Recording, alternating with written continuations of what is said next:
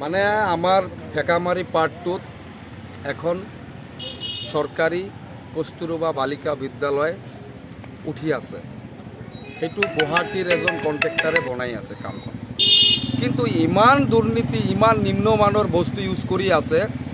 বিল্ডিংখন হোৱাই নাই, এতিয়াও শেষ হোৱাই নাই। তাৰে মাজতে বিল্ডিঙৰ স্ল্যাবৰ পৰা খহি পৰি আছে। তাৰ মানে নিম্নমানৰ সিমেন্ট ব্যৱহাৰ কৰিছে, নিম্নমানৰ ইটা ব্যৱহাৰ কৰিছে, নিম্নমানৰ রড ব্যবহার করেছে, জালি দিয়া নাই। বিল্ডিংত কম দুটা জালি থাকিব লাগে, 10 or 12 রড থাকিব লাগে, কিন্তু যেটো স্ল্যাবৰ ৰড যেটো দিছে তাতেও 8 ৰড ইউজ কৰিছে।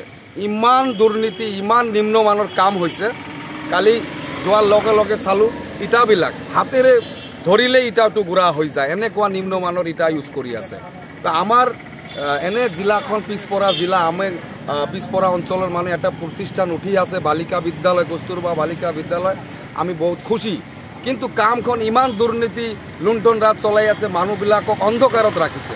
যেনেকুৱা ধৰক আধাৰশিলা নাই, কিমান টকাৰ কাম, এষ্টিমেট নাই, কোনো ধৰণৰ মানে মুকলি কৰা নাই যে কি এনেকুৱা কাম, এইটো কাম, এনেকুৱা ইমান পইচাৰ কাম, কোনো ধৰণৰ মুকলি নাই। অন্ধকাৰত ৰাখি লুণ্ঠন ৰাজ চলাই আছে ইয়াৰ কন্ট্ৰাক্টৰজনে। কন্ট্ৰাক্টৰজনৰ নাম আমিনুর আহমেদ বুলি জনা পাইছোঁ, কিন্তু আহা নাই কেতিয়াও। যিবিলাক মাজে মাজে আহে, আহাৰ পিছত কম কথাটো আৰু গুৰুত্ব নিদিয়ে। ইঞ্জিনিয়াৰক আমি কেইবাবাৰ ৰিকুৱেষ্ট কৰিছোঁ, ছাৰ কামখন ভালকৈ কৰক আমাৰ জাগাৰ প্ৰতিষ্ঠান, কিন্তু নহয়। বুজাবুজি আছে চাগে, নহ'লে কানমুখ ইঞ্জিনিয়াৰ হাৰিলে হয়, ইঞ্জিনিয়াৰে বিহিত ব্যৱস্থা ল'ব পাৰিলে হয়। আজি আমি ডিসি মহোদয়ৰ ওচৰত আহি আমি লিখিত কমপ্লেইন দিয়াত বাধ্য হৈ গ'লো, যাতে আমাৰ ডিসি ছাৰৰ ওপৰত আস্থা আছে, বিশ্বাস আছে যে ডিসি ছাৰে আমাৰ উচিত তদন্ত কৰি এইটোৰ বিহিত ব্যৱস্থা ল'ব অতি সোনকালে। এইটো প্ৰায় শুনা মতে প্ৰায় 2 কোটি টকাৰ কাম, প্ৰায় 2 কোটি টকাৰ কাম। আৰু বালিকা বিদ্যালয়টো কোন ঠাইত? বালিকা বিদ্যালয়খন আমাৰ ফেকামাৰি পাৰ্ট 2 বুলি কয়। ৰেভিনিউ ভিলেজ ফেকামাৰি পাৰ্ট 2 হয়, এইটো আমাৰে হয়।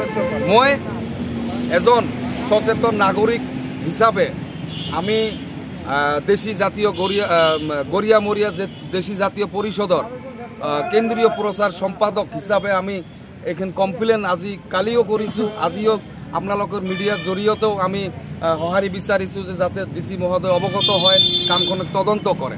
সেইকাৰণে আজি উপায়বিহীন হৈ আজি মানে আমি লিখিত কমপ্লেইন দিলো। যদি ইয়াৰ পিছতো কোনো ধৰণৰ একশন নহয়, কোনো ধৰণৰ তদন্ত নহয়, আমি বাধ্য মুখ্যমন্ত্ৰী ডাঙৰীয়াক আমি জনাম, যেহেতু বিজেপি চৰকাৰৰ দিনত এই দুৰ্নীতি হ'ব নোৱাৰে। কাৰণ হেমন্ত বিশ্ব শৰ্মা ডাঙৰীয়া মুখ্যমন্ত্ৰী এজন দুৰ্নীতি নিবাৰক মুখ্যমন্ত্ৰী। আমি বিজেপিৰ পৰা প্ৰতিনিধিত্ব কৰিছোঁ, কাৰণ হেমন্ত বিশ্ব শৰ্মা ডাঙৰীয়াক আমি পাইছোঁ যে এনেকুৱা মানুহ আমাৰ অসমত মুখ্যমন্ত্ৰী হৈছে যিজন দুৰ্নীতিৰ একদম বিৰোধিতা কৰে। একটু আমি সঁচাকৈ যদি ইয়াৰ পৰা কোনো একশন নহয়, কোনো হস্তক্ষেপ নকৰে, কোনো ধৰণৰ তদন্ত নকৰে, আমি মুখ্যমন্ত্ৰীলৈ অৱগত কৰাম বুলি ভাবিছোঁ। আপুনিও ভুগিছে নেকি গেছৰ সমস্যাত? গেছ আৰু লিভাৰ ৰিলেটেড সকলো সমস্যাৰ একমাত্ৰ সমাধান গেষ্ট্ৰচিটি। বডজম, এচিডিটি, ফেটি লিভাৰ, পাইলছকে আদি কৰি ভিন্ন গেছৰ সমস্যাৰ সমাধানৰ বাবে কেৱল আপোনাৰ কাষত গেষ্ট্ৰচিটি।